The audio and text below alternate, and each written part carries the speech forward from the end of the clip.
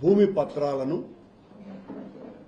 టీటీడీకి అప్పగించి మా స్థలంలో దేవాలయాల్ని నిర్మించండి దేవాలయాన్ని అని వారు కోరటం జరిగింది.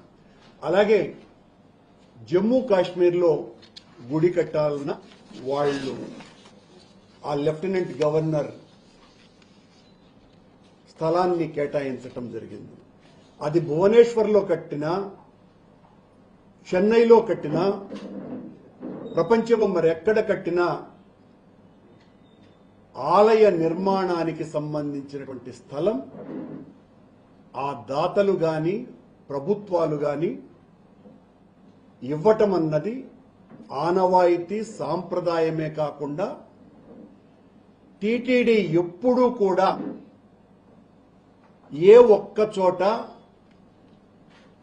దేవాలయాలు కట్టడానికి స్థలాలు కొన్నటువంటి సందర్భం ఒక్కటంటే ఒక్కటి లేదు.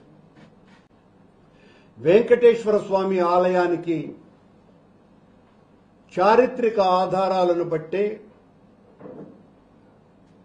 మహారాణి సామవాయి దగ్గర నుంచి పల్లవరాణి సామవాయి, ఆ తర్వాత చోళరాణి పరాంతకదేవి, ఆ తర్వాత యాదవరాజులు, ఆ తర్వాత విజయనగర చక్రవర్తులు, ఇలా చెప్పుకుపోతే ఎంతో మంది మహానుభావులు ధనము ధాన్యము భూమి ఇతోధికంగా వెంకటేశ్వర స్వామికి కానుకలుగా వేసినారు. వెంకటేశ్వర స్వామి ఆలయాల్ని నిర్మించడానికి ఎక్కడా కూడా ఈ రకంగా కొనటం అన్నది జరగల. ఆశ్చర్యకరంగా ఒక విషయం వెలుగులోకి వచ్చింది. నిత్య పూజా గరిష్ఠుడైన స్వామివారి పట్ల అకుంఠిత దీక్ష దక్ష పూజా దురంధరుడైన అనునిత్యము స్వామి నామస్మరణ లేనిదే బయటికి కూడా రానటువంటి మన గౌరవ ముఖ్యమంత్రి చంద్రబాబు నాయుడు గారు అమరావతిలో ఉన్న వెంకటాయపాలెం అనేటువంటి విలేజ్లో కడుతున్నటువంటి గుడికి 25 ఎకరాల స్థలాన్ని టీటీడీకి ఎకరా 50 లక్షల చొప్పున అమ్మినారు. టీటీడీ తన చరిత్రలో మొదటిసారిగా వెంకటాపాలెం దగ్గర గుడిని కట్టడానికి 12.5 కోట్ల రూపాయలు ధర చెల్లించి గుడి కట్టాలని ఆయన గారి చంద్రబాబు గారి ఆలోచన. ఎంత దారుణమైన విషయం అంటే ప్రపంచంలో ఇంతవరకు ఏ ఒక్కరూ కూడా ఇలాంటి సాహసమే చేయాల. మేము అమ్ముతాము గుడి వెంకటేశ్వర స్వామికి, మీరొచ్చి గుడి కట్టండి అని అడగల. తమాషా ఏందిరంటే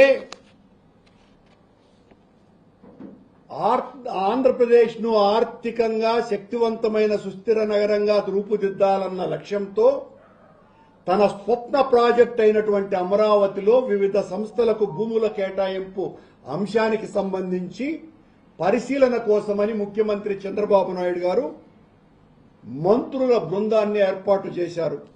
ఆ మంత్రుల బృందం 2016 జూన్ 1 మరియు 9 తేదీలలో 2 సమావేశాలు నిర్ణయించి మొత్తం 11 ప్రతిపాదనల్ని పరిశీలించింది. వాటిలో 6 సంస్థలకు భూమిని కేటాయించాలని సిఫారసు చేసింది.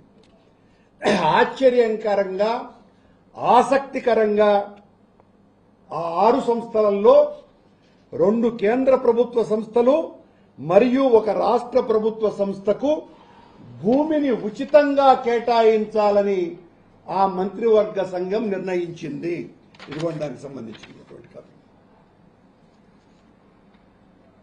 Indo UK institute of health 50 acres free hold ఎకరా 50 లక్షలకు, వెల్లూరు ఇన్స్టిట్యూట్ ఆఫ్ టెక్నాలజీ ఎకరా 50 లక్షలకి, నేషనల్ ఇన్స్టిట్యూట్ ఆఫ్ డిజైన్ 50 ఎకరాలు ఫ్రీ ఆఫ్ కాస్ట్ కి, అదే జీవోలో Andhra Pradesh human resource development institute కి 25 ఎకరాలు free of cost, central institute of tool design free of cost, Venkateswara స్వామి ఆలయానికి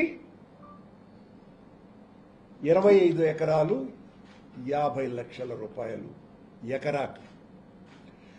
ఆశ్చర్యంగా దీనికి సంబంధించి టీటీడీ 2018వ సంవత్సరం డేటెడ్ 28/8/2018వ సంవత్సరం దీనికి సంబంధించిన బోర్డు తీర్మానంలో 12.5 కోట్ల రూపాయలను కడుతూ దానికి సంబంధించి వాళ్ళు మొత్తం ఇష్యూ అంతా రాసుకొని వచ్చారు టీటీడీ. వెంకటాయపాలెంలో 25 ఎకరాలు దయచేసి ఉచితంగా ఇవ్వండి అని టీటీడీ అభ్యర్థించింది. ఇది చంద్రబాబు గారి ఆలోచన, ఏది అక్కడ గుడి కట్టాలని. అయినా టీటీడీ అభ్యర్థించింది 25 ఎకరాలు ఉచితంగా ఇవ్వండి అంటే, సస్యమీరా మీరు డబ్బు కట్టాల్సిందే అని ముక్కు పిండి మరీ వసూలు చేశారు 12.5 కోట్ల రూపాయలని.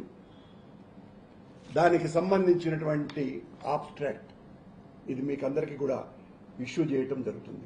అందులోనూ 1.25 లక్ష నిబంధనలు, అన్నీ ఇన్ని కావసుమా, అవన్నీ మీరు చదివితే చాలా సమయం అవుతుంది. నేను చదివితే మీరు అవన్నీ చదివి మీరు ప్రచారంలో పెట్టవచ్చు. ఇక్కడ చంద్రబాబు గారిని నేను అడిగేది,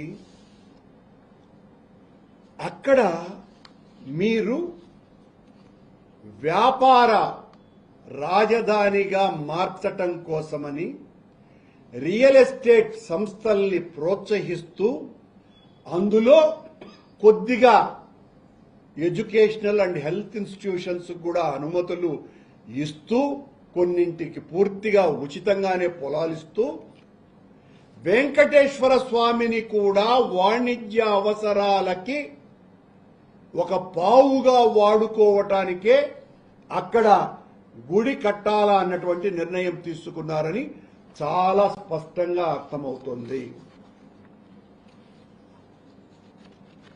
ఎంత దారుణం! రోజు నేను భక్తుడిని చెప్పుకునేటువంటి ఆ వ్యక్తి తన స్వప్న రాజధాని అమరావతిని ఆకర్షణీయ కేంద్రంగా మార్చి వాణిజ్య కార్యకలాపాలను ఆకర్షించాలనేటువంటి ఉద్దేశంతో ఆలయ నిర్మాణానికి కూడా వాణిజ్య ధర